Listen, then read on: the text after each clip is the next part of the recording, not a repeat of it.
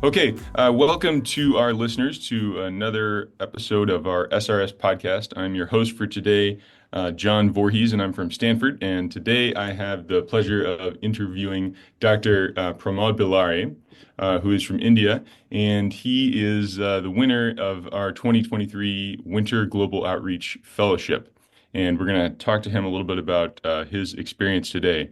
Welcome to the podcast. Thank you, Doctor. I think it was a great to hear back from the SRS, and I'm looking forward for this interview for my experience in the Robert Winter Fellowship, what I had received in 2023, and I would be glad to talk about it. Great. So you're a fully trained spine surgeon, have an interest in spine deformity, and can you tell us a little bit about what led you to apply for this fellowship and how you heard about it? Yeah, absolutely. I am a spine consultant in one of the hospitals in Pune. It's a high volume centers where we have specialized in spine surgeries since last 7 8 years, and I am a consultant there since last 4 years. And one of my colleague, actually Dr. Ajay Kothari, is also a SRS member. So I had heard a lot of about SRS and the things which goes into SRS, the technicalities of it, and the benefits and the beautiful organization it is. I think young budding surgeons like us and probably few experienced surgeons also have a lot to take out of this beautiful organization. That's great. And tell us a Nice. little bit about the process of applying. How long did it take, and what were the steps involved? So when I actually went to the site, the official site of SRS, and I got to introduce this SRS fellowship by one of my colleagues, as I mentioned, Dr. Jay Kothari, and a few others and he just told me, just go through the online thing, and probably you have any query, you get back to me and I'll solve them.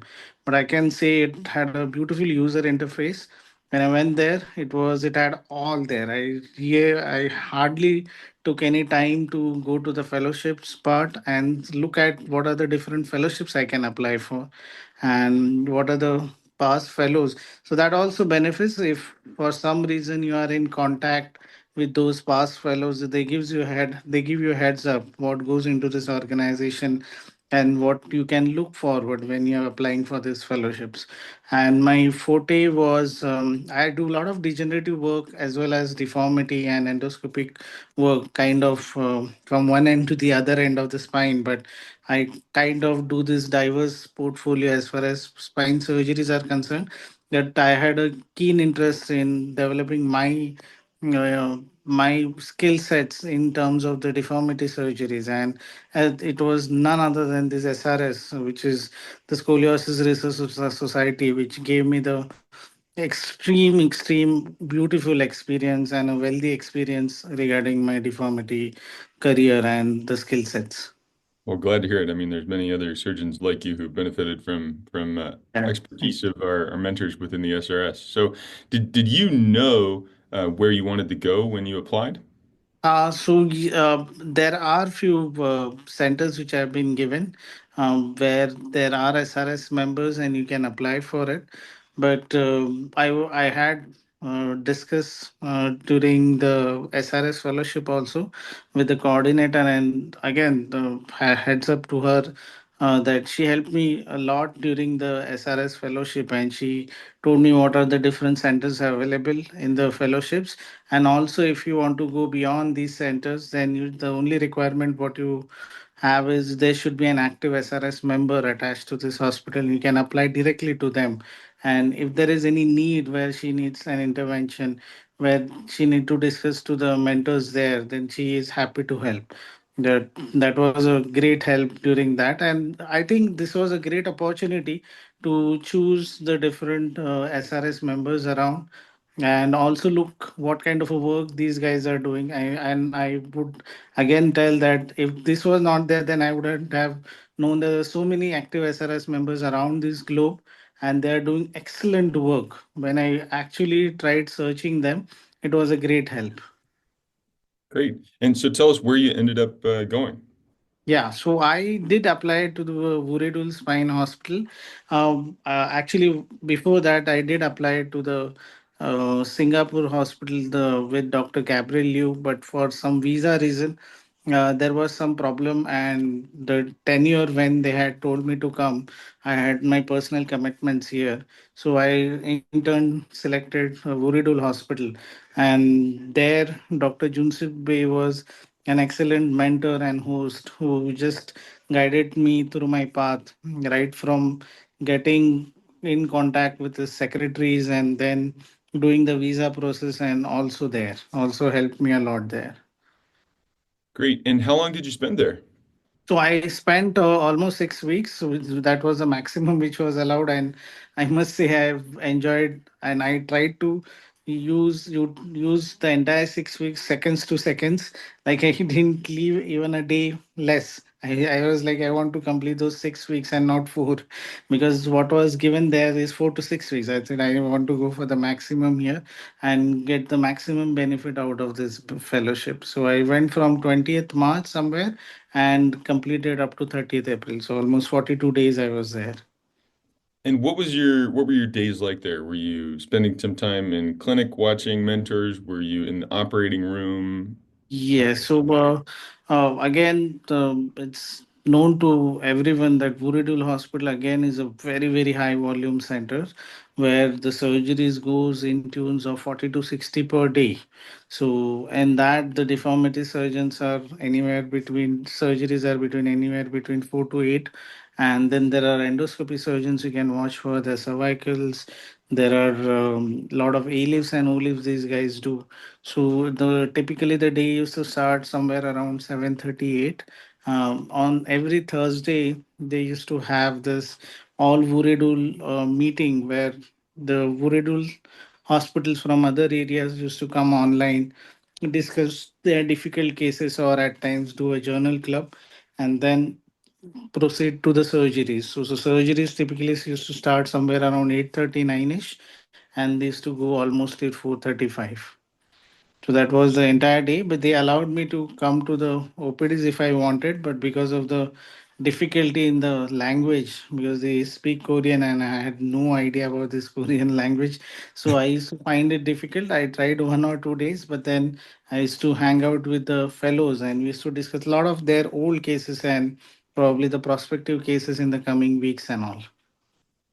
Yeah, so that's an interesting point. So the language was an issue for you. It was probably difficult to discuss cases at a high level, but you were still able to gain a lot, I Yes, imagine, from yes, yes. observing operations.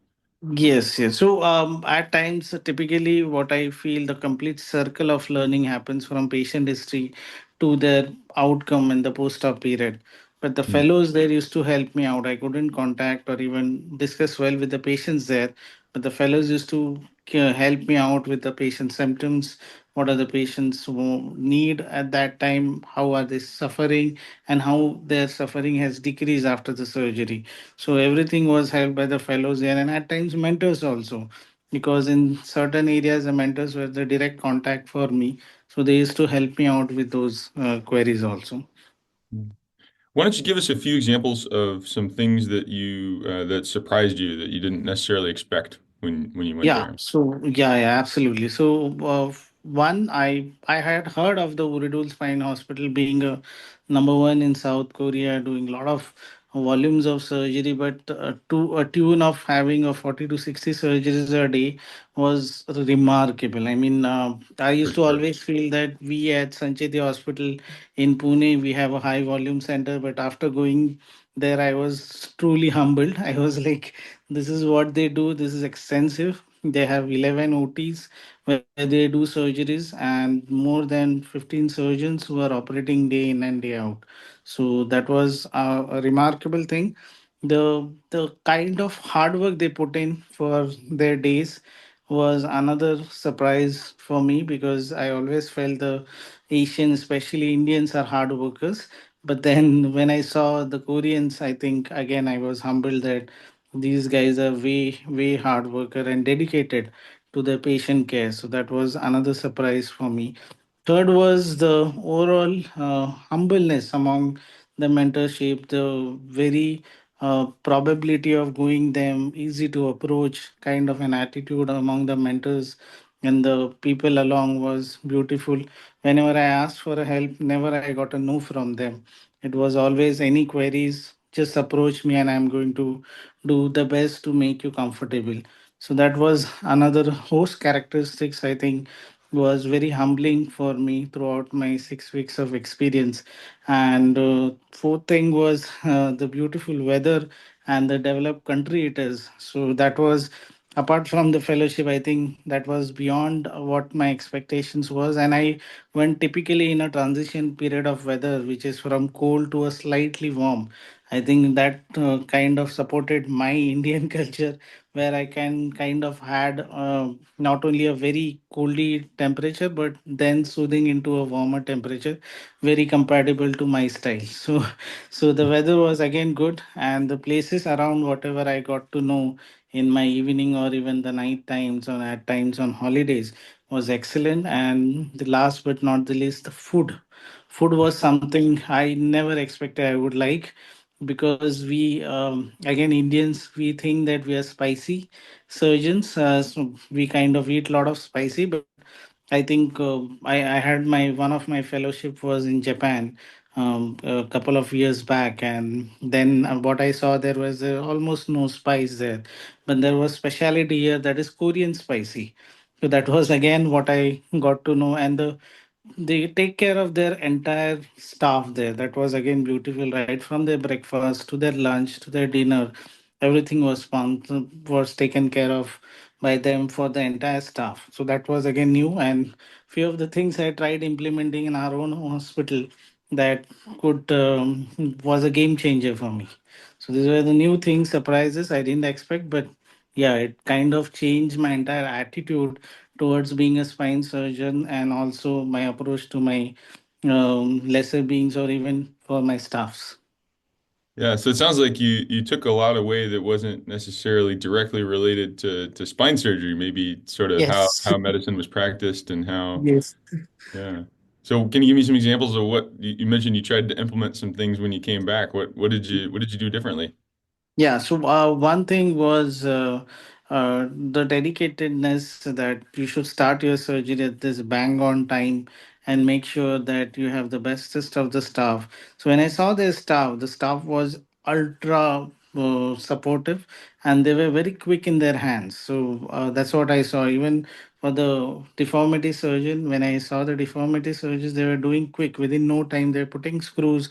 And what was another surprising element was the staff around, the assistant surgeons, and even for that matter, the supporting sister. They were doing everything quick, and the planning for each surgery was very meticulous. If they had to do this surgery, there was a lot involved in the planning, how they are going to approach the cases. And I think that was a big thing why what I started. I start my case now bang on time. I have educated my sisters and my nursing staff who is supporting me during the OT in the same manner, so that they know the case how it is to be done. And also my paramedic staff, the X-ray technicians, they also know how to proceed further in the cases. What I saw very differently there, the X-ray technicians there were very skilled. They know what is happening and they knew what surgeries are going to happen. And that's what I tried to implement. And I'm within the less time, within a year or so, I've tried doing it. And I would say that I've definitely seen changes in my staff. Tell me about so you mentioned the planning. What was the planning process that you saw there and how did it differ from what you have done and how did it impact your Yes. practice? So yes, so one was the planning used to be right from the pre-op period, how what the surgeries are being done used to be discussed among the peer members and also with the assistant surgeon. So not only the surgeon but the assistant surgeon, even the nursing staff knew what all the surgeries are going to happen a day prior. I think that helped the staff to prepare for the case. And usually, what happens in my hospital or in typically in an Indian setup is the nursing staff comes to know about the surgery on that day. So that is what was different. Also, the crowd in the OT was minimal. When I saw, they had typical buzzer system where whenever the surgery used to close off, or when the suturing has to be started, or there was any need for any assistance, the sister had a buzzer system right located at the base of the table where she used to press that button, and then a staff used to come and ask for if she needs anything. Typically, tried installing that in our hospital because a lot of chaos happens if you want something and no one is there in the OT, and you start getting cranky about it, especially surgeon. So we surgeons become cranky easily. But with this system, the calmness in the OT was very, very nice. So that also I tried implementing during my learning there, and tried implementing in my hospital too. And how did that go? How'd you go about implementing that? You know, that's sometimes challenging if you have a culture that moves a certain way to try to change the way experienced people do their jobs. Yes, so one is again, many a times what mind does not know, it's not going to happen. So you cannot see that it is actually going to happen. When I saw that, and then when I told my mentors and even my bosses here in this hospital, they understood. Oh, if this is happening, why don't we try it?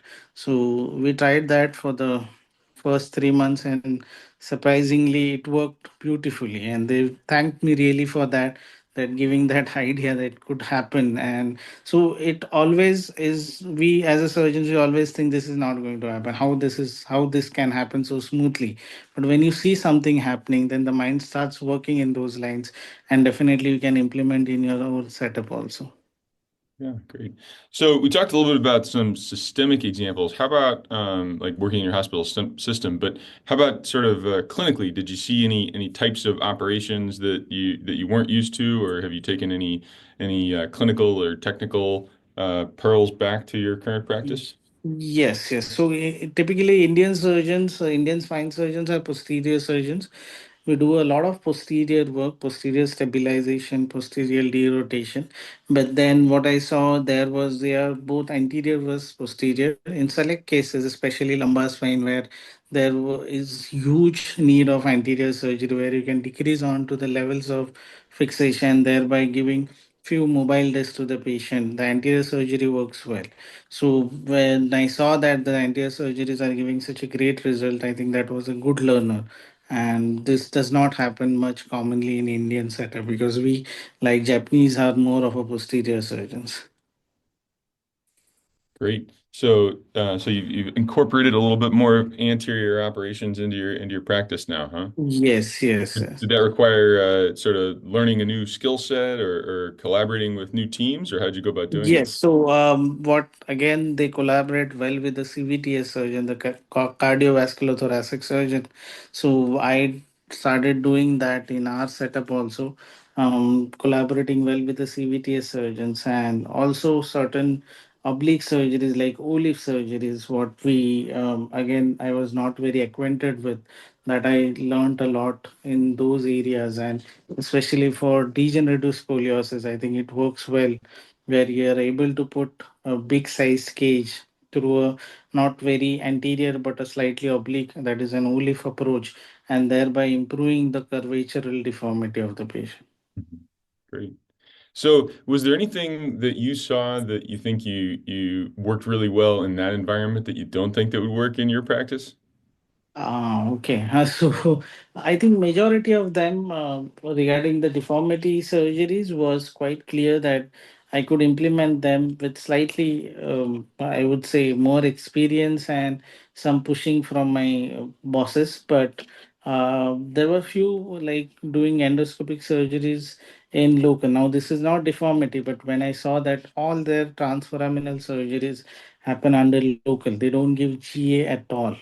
So that Hmm. was a big thing for me because again, transforaminal surgery. There are few surgeons who do in Indian setups under local, but primarily and only doing it under local. Even for that matter, anterior cervical discectomy via endoscopic approach was done under local. I mean, that was like this I have never heard of, and when I saw it, it was again that this is not going to be possible in Indian setup.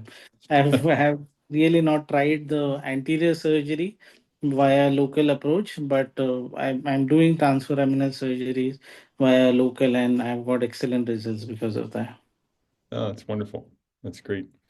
Okay. How about to close this off, do you have any advice that you want to give to other surgeons who might be thinking about following in your footsteps and applying for this fellowship? Oh, okay. So definitely. So one of the things was in the list of the recommended centers for fellowship. Wooridul Hospital was not there, but when I did find that there are active SRS members in Wooridul, and I did apply for it. But then I would say it gives you a good spectrum of surgery. Not only deformities are there for you to take, the learning is there for you to take, but then you have different spectrums along with deformity, right? Endoscopy, A lifts, O lifts, there are disc replacements which are happening. So that was a big plus as far as center is concerned. The three major mentors, that is Singa Shin, Dr. Junsuk Bey, and the boss of Wooridul Hospital, everyone helped me a lot during the fellowship. The host characters was up to the mark, I would say. When you talk about Wooridul Hospital being the number one, not only in the surgeries, but again being a beautiful fellowship centers for you, deformity as well as MIS surgery. So that was a big thing. And another learning, I would say, SRS are there to help you. I think this beautiful organization of like SRS, very rare, but at the same time, with the same breath, I would say they are very approachable.